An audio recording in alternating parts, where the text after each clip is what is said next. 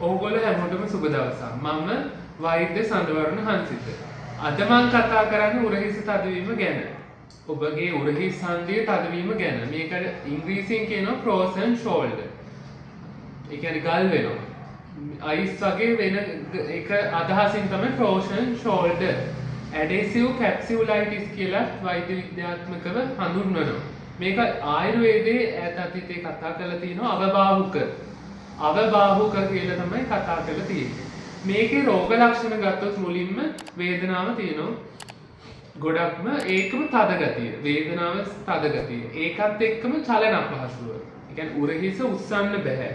පිටිපස්ස පිට අල්ලන්න අමාරුයි. ඒ දේවල් තමයි රෝග ලක්ෂණ. දරුණු වේදනාව. ඒ කියන්නේ උරහිසේ එන වේදනාව. බෙල්ලේ හෝ අතේ තියෙන දේ නෙවෙයි උරහිස. මේකේ තියෙන shoulder capsule කියලා මෙතන තියෙනවා බෝලයක් විදිහට එක එක පටක වලින් හැදිච්ච ඒකේ තියෙන ආසාදනයක් ප්‍රදාහය තමයි වෙන්නේ මෙතනදී. ඒකෙන් තමයි ඔය තද ගතිය වේදනාව චලන කිරීමේ නොහැකියාව චලනයේ සීමා වීම එන්නේ. අත සම්පූර්ණයෙන් උස්සන්න බෑ. ඒකේ විවිධ මට්ටම් වලට එනවා. මේකට හේතු ගත්තොත් අනතුරක් හින්දා එතනට වෙන ටිෂු ඉන්ජරි එකක්, එතන පටක ඉරීමක්, පටක වලට වෙන හානියක් හින්දා එන්න පුළුවන්. ඒකම ඒක නොසෙල්වීම හින්දා එක දිගට ඕනම සංදියක් නොසෙල්වා සිටියොත් එතන තද වෙන්න පුළුවන්. ඒ දේ බලපානවා. ඒකම දියවැඩියාව. ගොඩක්ම එන දෙයක් අපිට එන දෙයක් තමයි මේ දියවැඩියාව කාලයක් තිස්සේ පාලනය නැතුව. සීනි මට්ටම 200 ගණන් එහෙම තියෙන. 200 300 ගණන් තියෙන. 150ට වැඩි. ඒ විදිහට සීනි පාලනය නැති කට්ටියට මේ frozen shoulder උරහිසේ තද ගතිය එනවා. ඒකම හෝමෝන වෙනස්කම් හින්දා තයිරොක්සින් ප්‍රශ්න ඒ දේවල් හින්දා මේ උරහිස තදවීම එන්න පුළුවන්. ඒකම කාන්තාවන්ට තමයි මේක වැඩි. මොකද හෝමෝන වෙනස් වෙනවා, මැදි වයසේදී ආර්තව අභාවය වෙනවා, මෙනෝපෝස් වෙනවා. ඒකත් එක්ක හෝමෝන වෙනස් වීමත් එක්ක ආතරයිටිස් වගේ මේකත් එන්න පුළුවන්. විශේෂයෙන් කාන්තාවන්ට වැඩි. අවුරුදු 40 50ට එහා කාන්තාවන්ට මේක වැඩිපුර එන්න පුළුවන්. පිරිමියාටත් එනවා, නමුත් වැඩිපුර කාන්තාවන්ට එන්න පුළුවන්. ප්‍රතිකාර ගත්තොත් මේකට බටහිර ඇලෝපති ප්‍රතිකාර තියෙනවා. විවිධ ඖෂධ සහ ව්‍යායාම සහ ඒට අමතරව ඉන්ජෙක්ෂන්. එන්න ආයුර්වේද පැත්තේ ඉතා සාර්ථක ප්‍රතිකාර තියෙනවා. ඒක මම පෞද්ගලිකම අත්දැකීමෙන් දන්නවා. තෙල් ගාලා තවලා අපිට පත්තු ප්‍රතිකාර කරන්න පුළුවන්. ඉතාම සාර්ථකයි ආයුර්වේද පැත්ත. ඒකම චීන කටුත් අපිට ඒ සමග යොදා ගන්න පුළුවන්.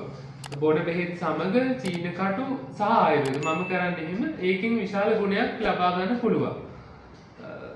ඒ එක්කම ව්‍යායාම ඉතා වැදගත්. ඒ කියන්නේ අතේ චලන හැකියාව, චලන අපහසුව, චලන සීමා වීම වැඩි කර ගැනීම සඳහා ක්‍රමක්‍රමයෙන් ඒ ව්‍යායාම දෙන්න ඕනේ රෝගියාට. එතකොට තමයි අර දේ ලැබෙන්නේ. දැන් තෙල් ගාලා තැවීම, ස්නේහ ස්වේද, ඊට පස්සේ පත්තු ප්‍රතිකාර, ඒවෙන් හුරුල් වීම සහ වේදනාව අඩු වෙනවා. ඒකම චීන කටු වලින් අඩු වෙනවා ඇකියුපංචර් වලින්.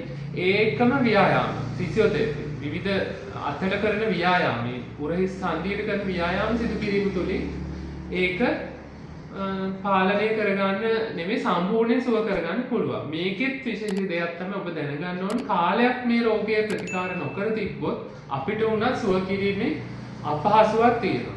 ඒ හින්දා සුදුසුකම්ලත් වෛද්‍යවරයෙක්ගෙන් පෙන්නලා උපදෙස් ලබාගෙන රෝග නිర్ణය කළා. ඒක වෙන රෝගයක් වෙන්නත් පුළුවන්. ඔබ නිర్ణය කිරීම වැරදි. ඒ අනුව ප්‍රතිකාර වෛද්‍යවරයාගේ නිර්දේශ අනුව ප්‍රතිකාර සිදු කිරීම ඉතා වැදගත්. ඒක මේ ලෙඩේ තියෙන සීතල වතුරෙන් එතන හොදන එක, ගොඩක් සීතල වායු සමීකරණ යන්ත්‍ර AC වල ඒ දේවල් වලින් පරිස්සම් වීම ඉතා වැදගත්. උණු වතුරෙන් හේදීම ඉතාම සුදුසුයි මේ රෝගේ තියෙන අය. ඒකම අර ව්‍යායාමත් දිනපතා ක්‍රමානුකූලව සිද්ධ කරන්න ඕනේ ප්‍රතිකාර සමග. අද මම කතා කරේ උරහිස තදවීම ගැන. එහෙම නැත්නම් frozen shoulder. adhesive capsulitis. ආයුර්වේදයේ අවබෝධ කියලා හඳුන්වලා තියෙනවා. මගේ ડોક્ટર සඳවර්ණ හංසිත YouTube channel එක subscribe කරන්න අමතක කරන්න එපා. අපි ওই කාලේ විවිධ ලෙඩ රෝග, විවිධ දේවල්, ඖෂධ, ආයුර්වේද බෙහෙත් විවිධ අවස්ථා ගැන කතා කරලා තියෙනවා. ඉදිරියටත් කතා කරන්න බලාපොරොත්තු වෙනවා. මගේ channel එක subscribe කරන්න. අලුතෙන් වීඩියෝ එකක් ආපුවම බලා ගන්න ඕන නම් කාලින් තියෙන bell icon එක click කරන්න.